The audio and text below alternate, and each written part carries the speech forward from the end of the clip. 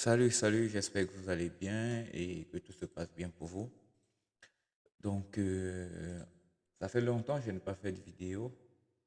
J'ai manqué un peu de temps. J'étais aussi occupé sur d'autres projets, notamment des projets académiques où j'encadre des étudiants de niveau 3 informatique sur le cours de software testing. Donc, cette nouvelle série, donc, je vais introduire une série de vidéos où on va faire l'exploration des projets de software testing des étudiants de niveau 3 à l'Université de Yaoundé 1. Donc, comme vous le savez, je donne cours à temps partiel à l'Université de Yaoundé 1 et pour cette fin de semestre, on a travaillé sur le software testing.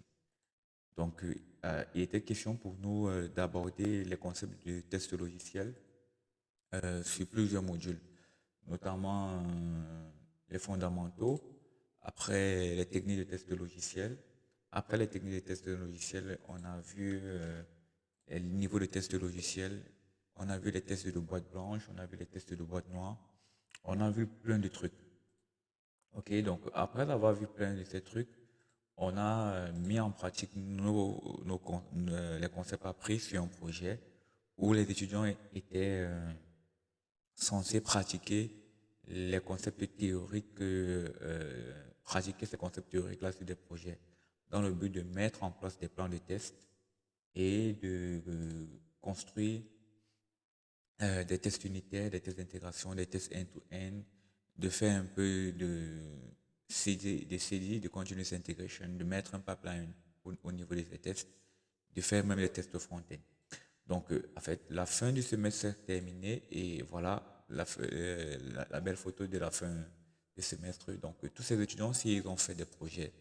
Donc, on est avec exactement 10 groupes de la classe et chaque groupe devait mettre en pratique un projet.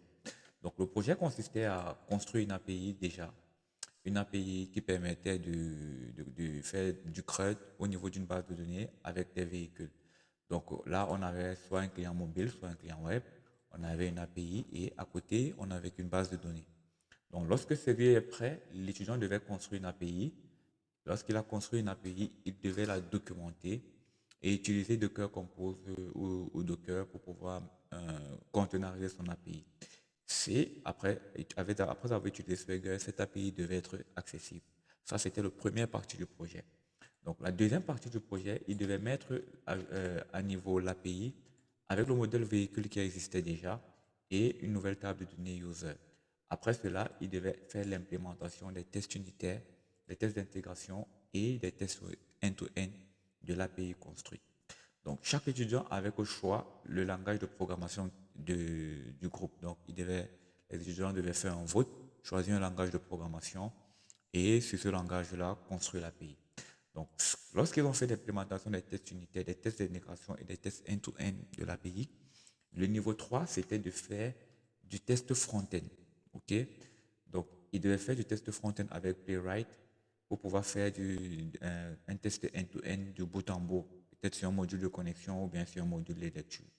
Et ils devaient mettre en place un pipeline CI/CD avec des actions GitHub Action pour pouvoir migrer d'une base de test vers une base de main.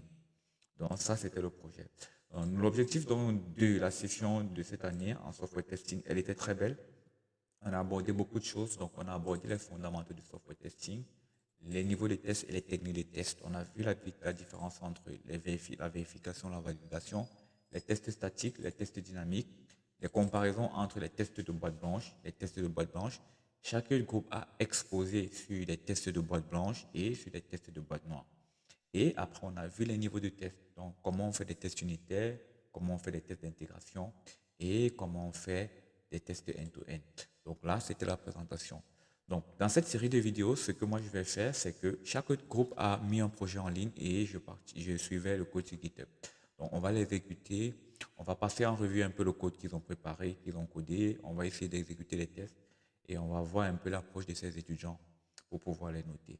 Donc, je vous donne rendez-vous dans la première série de la vidéo pour la revue de code du premier groupe. Donc, à tout à l'heure et bonne journée.